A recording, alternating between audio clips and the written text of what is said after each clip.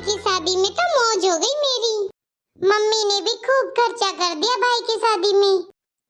चलो रख लेती हूँ, अब जाने की तैयारी करती हूँ, आते ही होंगे ये भी।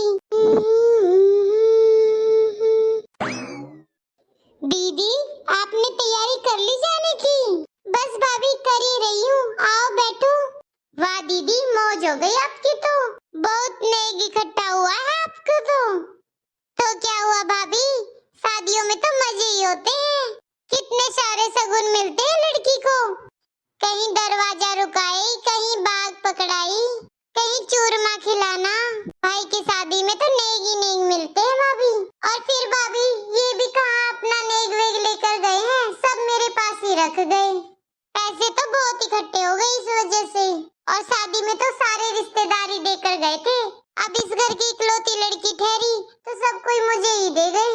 और मामा जी वगैरह ने तो मुझे 1100 रुपए का नेक दिया है भाभी। हाँ दीदी, लेकिन एक बात तो है, लेकिन जो माँ अपनी बेटी को अलग से देती है ना, उसकी तो अलग ही बात होती है। ये तो भाभी रिवाज है, सभी देती है अपनी बेटी को तो। अच्छा दीदी, मुझे तो लगता है आपके घर का खर्चा पानी यहीं से जाता होगा। मतलब भाभी मैं कुछ समझी नहीं। अरे दीदी मतलब यही कि मम्मी जी बोल तो रही थी दामाद जी की प्राइवेट नौकरी है।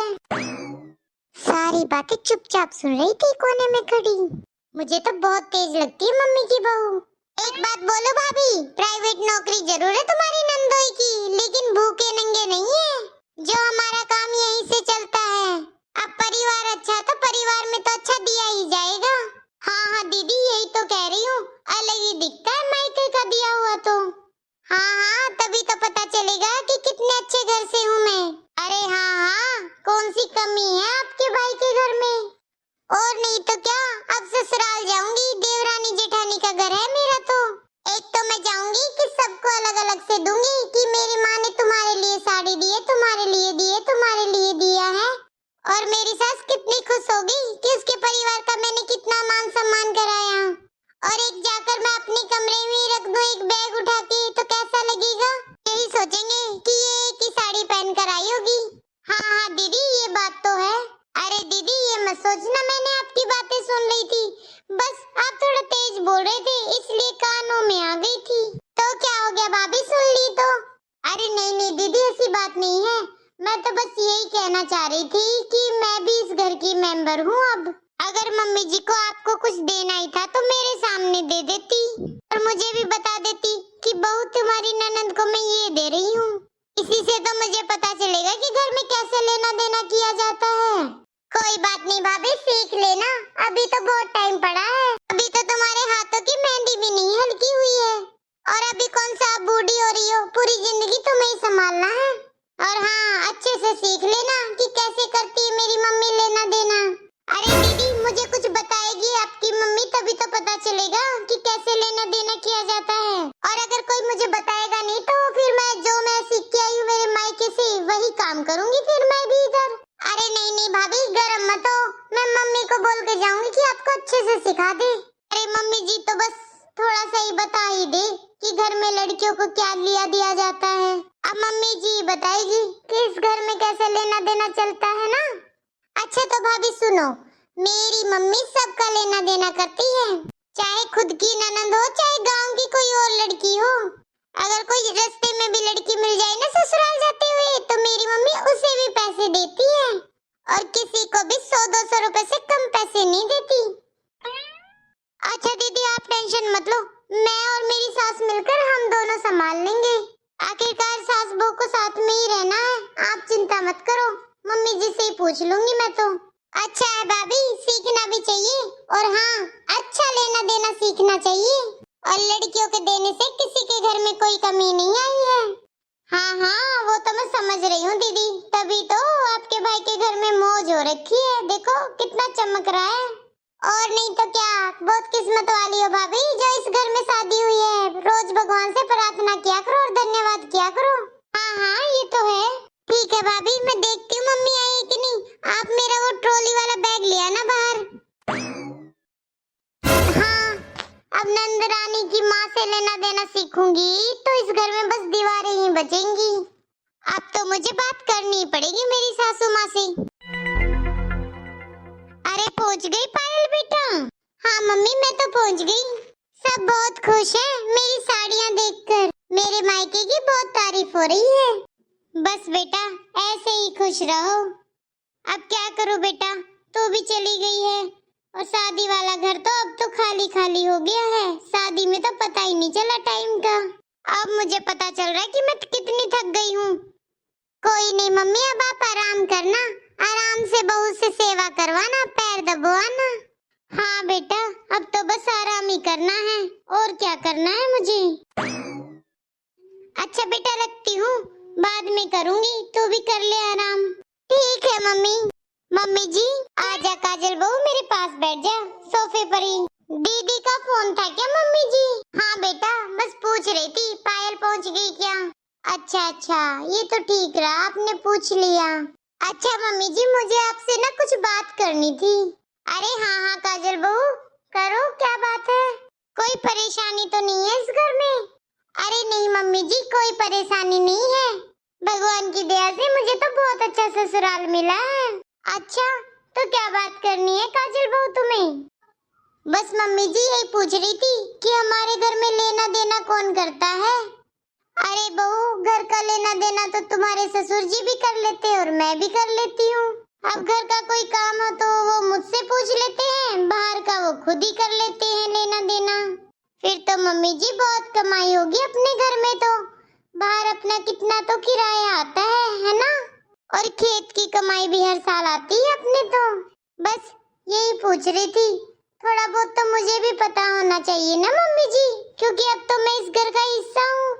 अरे बहू देखो अब दुकानों का किराया और खेत का तो तुम्हारे ससुर जी ही करते हैं, और घर का किराया ये मुझे ही दे देते हैं, जिसे मैं घर खर्च में यूज कर लेती हूँ।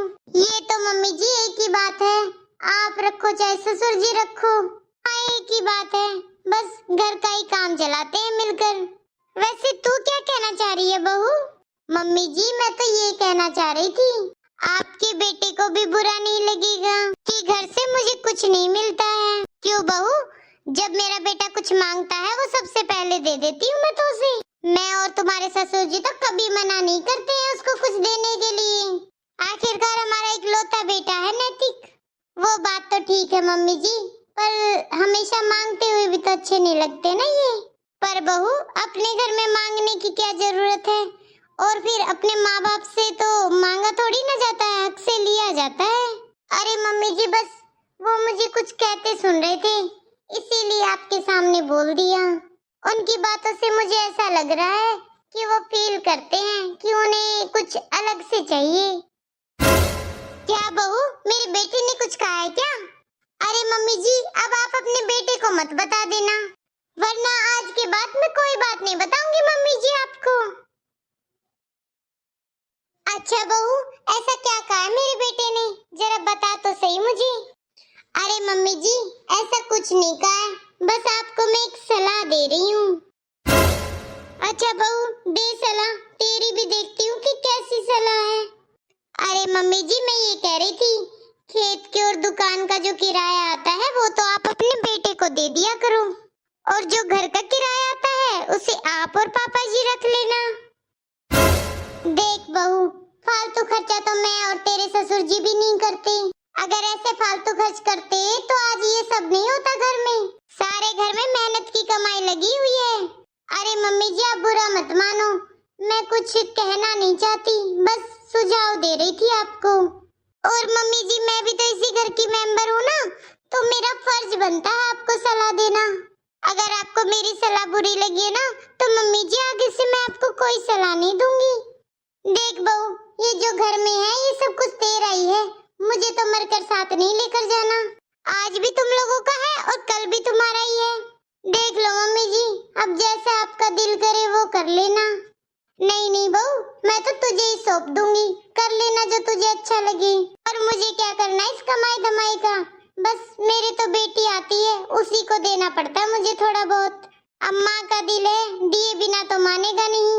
अरे मम्मी जी मैं कौन सा लेकर अपने पास रखूंगी, मुझे नहीं चाहिए, मैं तो आपके बेटे के लिए ही बोल रही थी।